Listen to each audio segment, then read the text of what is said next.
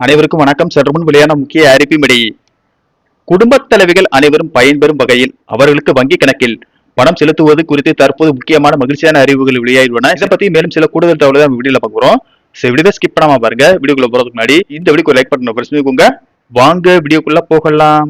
தமிழகத்தில் கலைஞர் மகளிர் உரிமைத்தொகை திட்டத்தின் கீழ் குடும்பத் தலைவிகளின் வங்கி கணக்கில் பிப்ரவரி 13ஆம் தேதி தலா ரூபாய் 5000 வர வைக்கப்பட்டது.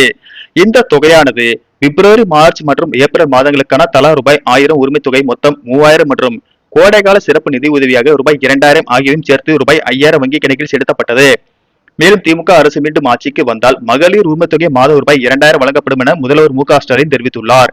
இந்த நிலையில் பெண்களுக்கு மகிழ்ச்சி தரும் செய்தி வெளியாகியுள்ளது. அதன்படி இனி ஆண்டுதோறும் கோடைகால சிறப்பு நிதி வழங்கப்படும் என்பது உறுதி செய்யப்பட்டுள்ளது. இனி ஆண்டுதோறும் கோடைகால சிறப்பு நிதி வழங்கப்படும் என அமைச்சர் கீதா ஜீவன் சட்டப்பேரவையில் அறிவித்துள்ளார்.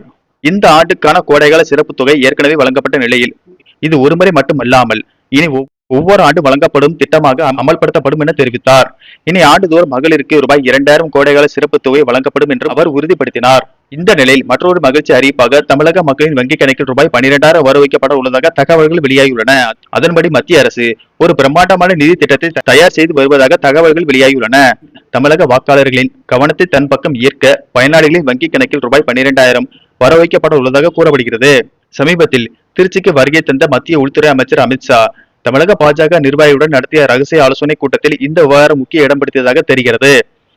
தமிழக அரசின் ரூபாய் 5000 திட்டம் பெண்களிடையே ஏற்படுத்தியுள்ள தாக்கத்தை முறியடிக்க வேண்டுமானால் அதைவிட பெரிய அளவிலான ஒரு நிதி உதவியை மக்களுக்கு நேரடியாக கொண்டு சேர்க்க வேண்டும் என மாநில நிர்வாகிகள் தரப்பில் வலியுறுத்தப்பட்டுள்ளது.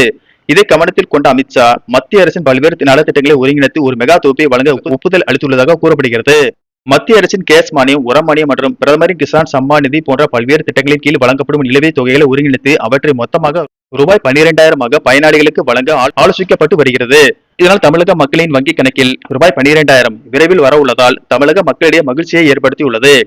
இந்த நிலையில் அதிமுக பொதுச் செயலாளர் எடப்பாடி பழனிசாமி 3ஆம் கட்டமாக சில தேர்தல் அறிவிப்புகளை வெளியிட்டார். அதில் மக்களின் சுமையை குறைக்கும் பொருட்டு வரும் தேர்தலில் வெற்றி பெற்று அதிமுக ஆட்சி அமைந்த பிறகு ஒவ்வொரு குடும்பத்திற்கும் கருணை தொகையாக ரூபாய் 10,000 வழங்கப்படும் என தெரிவித்துள்ளது குறிப்பிடத்தக்கது.